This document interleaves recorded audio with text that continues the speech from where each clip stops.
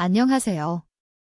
오늘은 그레디언트 부스팅의 양대 산맥인 나이츠비엠과 캐트부스트를 완벽 비교해 보겠습니다. 머신러닝 실무에서 가장 많이 사용되는 두 라이브러리의 특징, 장단점, 그리고 어떤 상황에서 어떤 것을 선택해야 하는지 자세히 알아보겠습니다. 이 영상에는 8개의 퀴즈가 포함되어 있으니 끝까지 시청해주세요. 오늘 다룰 내용입니다. 먼저 그레디언트 부스팅의 진화 과정을 살펴보고 나이츠비엠과 캐트부스트 각각의 핵심 특징을 알아봅니다. 그 다음 학습 속도와 범주형 변수 처리 방식을 비교하고 하이퍼 파라미터 튜닝 전략과 과적합 방지 기법도 다룹니다. 마지막으로 실전에서 어떤 모델을 선택해야 하는지 가이드를 제시해드리겠습니다. 그레디언트 부스팅이란 무엇일까요?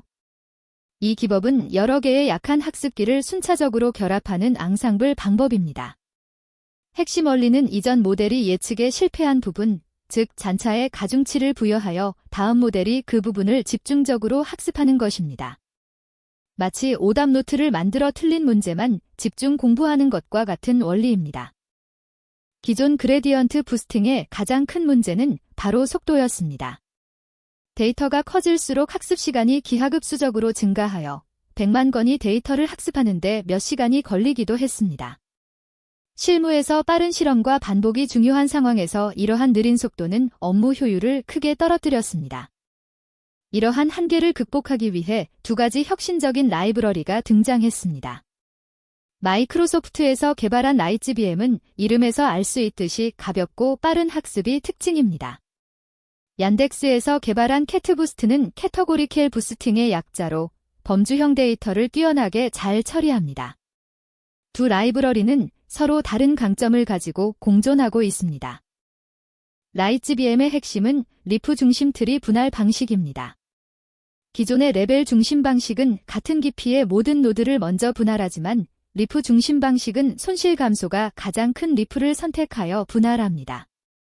이 방식은 같은 수의 리프를 가질 때 레벨 중심보다 더 효율적으로 손실을 줄일 수 있어 학습 효율이 높습니다. 나이츠비엠의 기본 사용법을 살펴보겠습니다. 먼저 나이트지비엠 라이브러리를 임포트하고 데이터를 학습용과 검증용으로 나눕니다. 그 다음 나이츠비엠 전용 데이터 세트 객체를 생성합니다. 파라미터에서 어브젝티브는 목적 함수, 맨릭은 평가 지표, 러닝레인은 학습률, 넘버리브즈는 리프 노드 수를 설정합니다. 트레인 함수로 학습하면서 어리스타핑 콜백으로 조기 중단을 적용합니다. 나이츠비엠은 히스토그램 기반 알고리즘으로 메모리 사용량을 크게 줄입니다.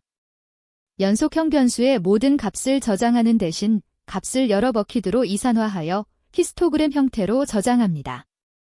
이렇게 하면 메모리 사용량이 줄어들 뿐만 아니라 분할점을 찾는 계산 속도도 향상됩니다. 캐트부스트의 핵심 강점은 범주형 변수 처리입니다. 캐트부스트는 캐터고리켈 부스팅의 약자로 범주형 변수를 별도의 전처리 없이 직접 모델에 입력할 수 있습니다. 내부적으로 타겟 인코딩을 적용하여 범주형 값을 수치로 변환하는데 이 과정에서 정보 손실을 최소화합니다. 캐트부스트의 사용법을 보겠습니다. 먼저 범주형 변수의 컬럼명이나 인덱스를 리스트로 지정합니다. 캐트부스트 클래서파이어를 생성할 때 캐트피처즈 파라미터에 이 리스트를 전달합니다. 가장 큰 차이점은 피트 메서드에서 별도의 인코딩 없이 원본 데이터를 그대로 사용할 수 있다는 것입니다. 플라트 옵션을 켜면 학습 과정을 시각적으로 확인할 수도 있습니다. 캐트부스트는 오어더드 타겟 스터티스틱스라는 독특한 기법을 사용합니다. 일반적인 타겟 인코딩은 타겟 정보가 누출되어 과적합을 유발할 수 있습니다. 캐트부스트는 각 샘플의 인코딩 시 해당 샘플 이전의 데이터만 사용하여 계산함으로써 이 문제를 방지합니다. 이를 통해 일반화 성능이 향상됩니다. 학습 속도를 비교해보면 나이츠비엠은 대용량 수치 데이터에서 가장 빠른 속도를 보입니다. 캐트부스트는 단순 학습 시간은 나이츠비엠보다 느릴 수 있지만 범주형 변수가 많을 때 전처리 시간을 포함하면 총 시간이 비슷하거나 오히려 더 빠를 수 있습니다. 따라서 데이터 특성에 따라 적합한 라이브러리가 달라집니다. 범주형 변수 처리 방식을 비교해봅시다. 라이츠비엠은 범주형 변수를 원핫 인코딩이나 레이블 인코딩으로 미리 전처리해야 합니다. 반면 캐트부스트는 원본 데이터를 그대로 사용할 수 있으며 자동으로 최적의 인코딩을 적용합니다. 특히 고카디널리티, 즉 고유값이 매우 많은 범주형 변수에서 캐트부스트의 장점이 더욱 두드러집니다.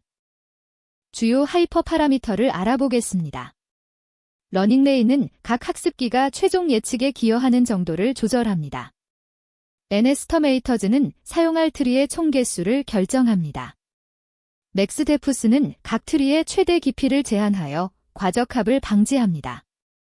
이 세 가지 파라미터가 모델 성능에 가장 큰 영향을 미칩니다.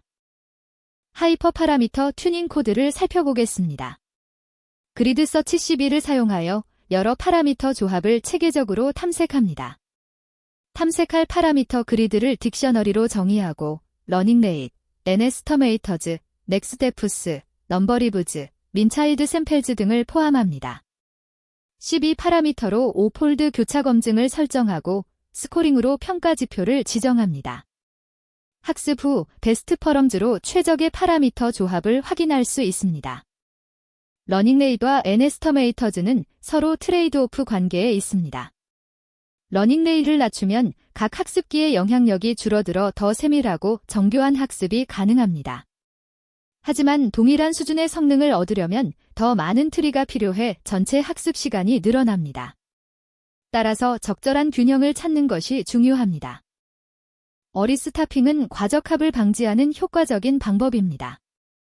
검증 데이터셋의 성능을 지속적으로 모니터링하다가 지정된 라운드 동안 성능 개선이 없으면 학습을 조기 중단합니다.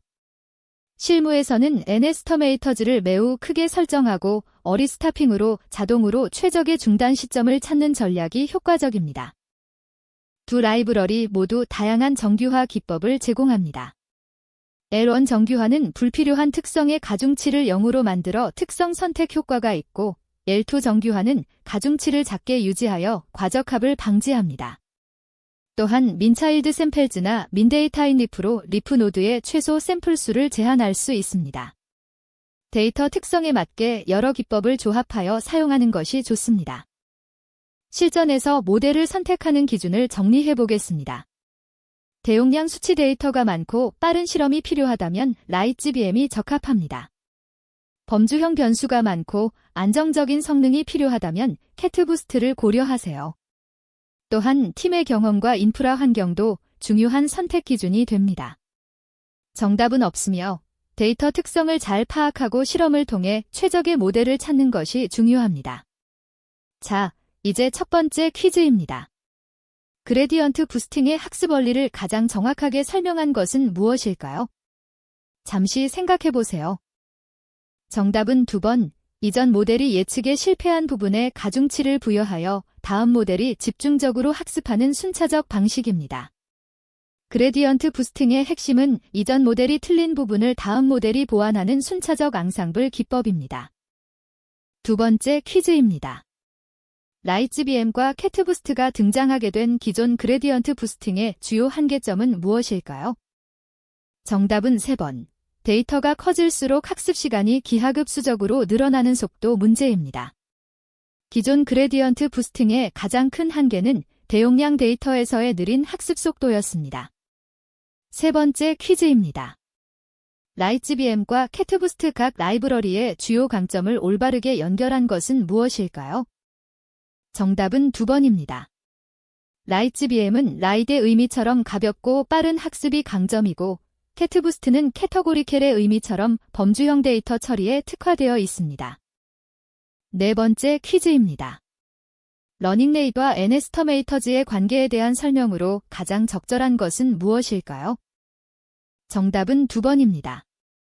러닝레이트를 낮추면 더 세밀한 학습이 가능하지만 동일한 성능을 위해 더 많은 트리가 필요해 학습 시간이 늘어납니다. 이것이 두 파라미터 사이의 트레이드오프 관계입니다.